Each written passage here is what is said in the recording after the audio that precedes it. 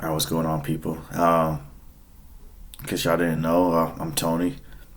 I'm going to be doing chapter 12 and the second half of chapter 12, and it's the government and fiscal policy, the chapter that I'm doing. So I'm going to start off with the first slide, and that'll be talking about the government purchases. And basically, what that is a component of aggregate demand, which includes all purchases by government agencies of goods and services produced by firms and direct production by government agencies themselves. And also we have when federal governments buy staples and staplers, the transaction is part of the government purchase. And I have like a little chart on the slide right here. And basically what's going on is you have the federal purchase, the light blue, the state and local purchase, the purple, and on top of that you got the total government purchase on top of that. And everything is laid out on the picture that I put on the slide. Alright, so the next slide goes into the transfer payments. Basically, provision of aid or money to an individual who is not required to provide anything in exchange for the payment. And an example of that is Social Security and welfare benefits. Like basically, those are like in a way like already entitled to people, and like they can't charge people for that or whatever. And also, I have some rising transfer payments over time displays over here as well. And I'm gonna start with the one on the left. It's going to be kind of difficult looking at it on my phone, but I'll do my best. So basically, federal transfer payments, it's in the blue. Then you got status and local transfer payments in the purple. And then the total government transfers. Everything's displayed in the picture. And on the right, you got the government purchase going on. That's in the blue. Then you got the transfer payments in the purple, and the net interest in the gray. Then you have the total government spending up top. So overall, the pictures are pretty self-explanatory, which is a good thing. And next, we'll go over the taxes. I'll go over the taxes. And basically, taxes affect the relationship between real GDP and personal disposable income. Affecting consumption, or that affects consumption, excuse me. Basically, it influences investment decisions, and when imposed on firms, they affect the profitability of investment decisions. And also, payroll taxes imposed on firms affect the cost of hiring workers. So, if these taxes are high overall, they affect the cost of hiring people, pretty much. So it's self-explanatory. Then I have another chart down here. Panel A is going to be the federal revenue. And taxes are on there. You got your corporate income taxes in the purple. You got the payroll taxes, other taxes, and individual income taxes. And the individual income tax is pretty high on this pie chart in panel A. Panel B, what you got going on here is the revenue from federal government. That's a nice big chunk. In the dark purple, you got corporate income taxes, and the small tiny blue portion. Individual income taxes in the yellow. Sales taxes in the light purple. Then you got property taxes in the blue, and other in the orange. Now I wish I could really read this text, but it is on there when you look over the slides. Alright, next. Alright, so the government budget balance. Alright, you got your budget surplus, your budget deficit, balanced budget, and that's it. So the budget surplus, that occurs if the government revenue exceeds expenditures, then we'll go into the budget deficit, and that occurs if the government expenditures exceed revenues. And I'll show it in another slide. I think it's 2 slides down, but there's like going to be like a little minus sign, and that's often omitted when reporting a deficit. And I'll point it back out when I get to that slide. Then you have your balanced budget, and basically if the budget surplus equals 0, so that's kind of self-explanatory. Then I have a chart over here, and it's showing the government revenue in the blue, and then the government expenditures in the purple. And that's starting out in the 80s or 1980, then it goes all the way up to 2010. This looks like the recession chart, actually. The government's budget was personally a surplus in the 1960s. Then mostly in deficit since. Oh, this is kind of hard on my eyes. I apologize for that. I should have put this on the bigger screen. Alright, so I'm on the next slide now, the national debt. And basically, the national debt sums all past federal deficits minus any surpluses. And on this slide, it's the you look to your right, the green, I guess, picture per se. In the yellow portion, you'll see the minus sign I was talking about with the deficit.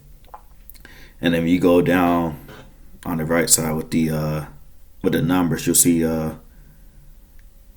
almost all the countries have the deficit.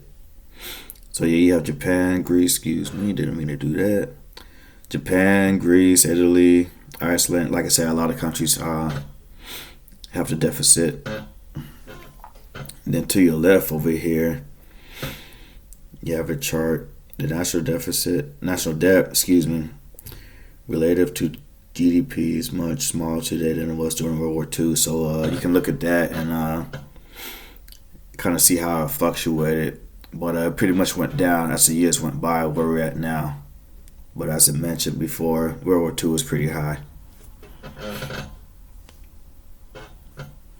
Alright, so now the use of fiscal policies to stabilize the economy. So you have your automatic stabilizers, basically any government program that tends to reduce fluctuation in GDP automatically. That's what that is and how that works. Give you an example. So consider the deadline in the real GDP during the recession of 90 and 91. Okay, in regards to that, I hope I have the picture of that in my slide somewhere. We should have passed that. But yeah, 1991, the GDP fell from the peak at 1.6%. And the reduction in economic activity reduced tax payments automatically, which also reduced the impact of the downturn of disposable personal income. This makes automatic stabilizers a key element for fiscal policies as well. Moving on to the next slide. This one we're talking about discretionary fiscal policy tools. With this, discretionary government spending and tax policies can be used to shift aggregate demand, and also expansionary fiscal policies. With that, they may consist of an increase in government purchases or transfer payments, and also reduction in taxes, or a combination can be used to shift aggregate demand curves to the right. And down here you have the expansion policies. Well, that's in panel A. In panel B, you have the contractionary policies, and you can pretty much see what's going on over here. So in panel A, yeah, they're both the real GDP per year. In panel A, we definitely have some equilibriums met. So in year one, looks like it's met, and I honestly forgot if the red line means it's going up or if it's going down, or it being increased or decreased.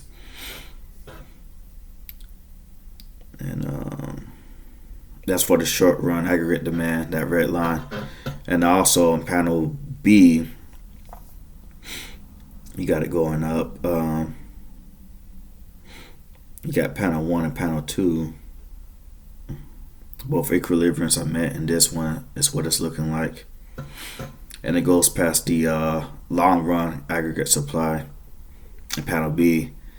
And panel A, it looks like it meets right at the long run aggregate supply. Alright, next slide. So you have changes in the government purchases and basic policies through which the government could seek to shift the aggregate demand curve. And I have the image of that over here in this slide. So you got your price levels. You got price level 1 and 2. I'll do my best to describe this one. What's going on here? Basically, you got the real GDP, and it's based off billions of base year dollars per year. And that text is kind of small, so I do apologize for not being able to read that. And in panel 1, or price level 1, excuse me, after the AD multiplier, you can see the I want to say that's the curve because it's curved, and the AD1 or the G is where that curve occurs. And price level 2, you can see the equilibrium is met right there in that spot. And in panel 1, or price level 1, excuse me, I don't know why I keep saying panel. I'm not 100% sure on that one. Like I see an equilibrium, but then to the right of it, the I guess aggregate demand number 2, it doesn't look like the equilibrium was met per se. I guess something was decreased over there. All right, next slide. So we got the changes in taxes. All right, cool. So you got your business taxes and the income taxes. Regarding business taxes, basically, investment tax credit allows a firm to reduce its tax liability by a percentage of the investment it undertakes during a particular period. And that stimulates additional private sector investment. And next, the reduction on tax rates on corporate profits will have the same effect. And also, changes affect the aggregate demand curve the same way as in government purchases. Moving on to the income taxes. Basically, what's going on is increase in income reduces disposable personal income, which leads to reducing consumption. So, like, I guess me, for example, like you raise my taxes, I'm not gonna go out and buy more stuff per se. Like, I'm still gonna go out and buy stuff, but like I'm not gonna do it as often or as frequently. So yeah, moving on. This then shifts the aggregate demand curve flat forward by an amount equal to the initial change in consumption that the change in income tax produces times the multiplier. All right, and also like when there's a decrease in decrease in personal income. Yeah.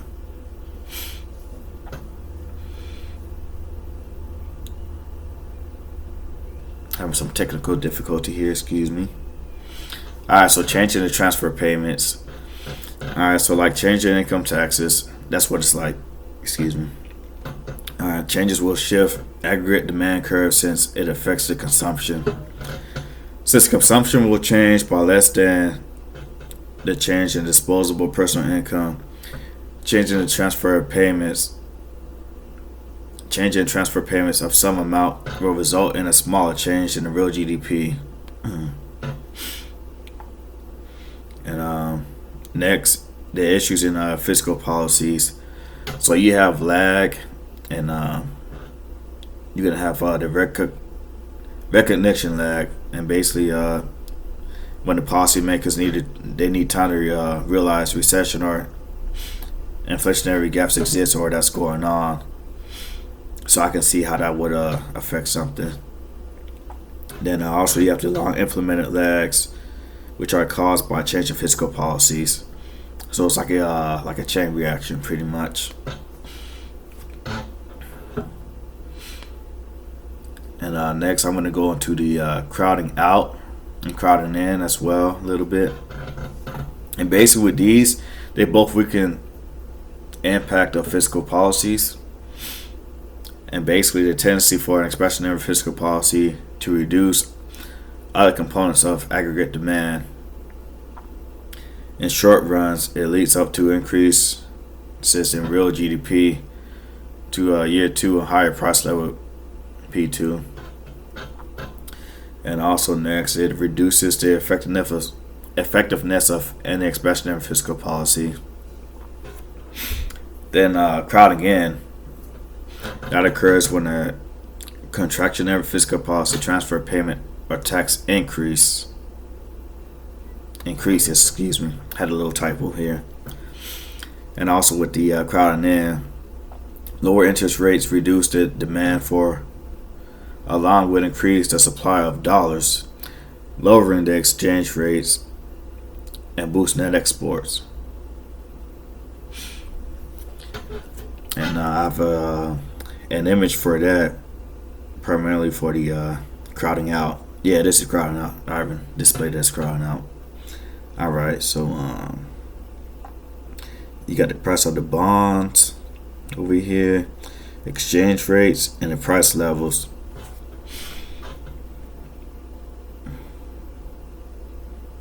And looking at this is kind of weird because I'm used to I saw in the bottom left the price level. I'm used to seeing something like that as opposed to the two up here up top, the treasury sale bonds and the exchange rate rises. It's not like a full I guess square or a right square. So I'm just trying to figure out what's going on here. Yeah, I may need assistance on them two up there. But in the bottom left, I can see in the real GDP, I see two equilibriums, and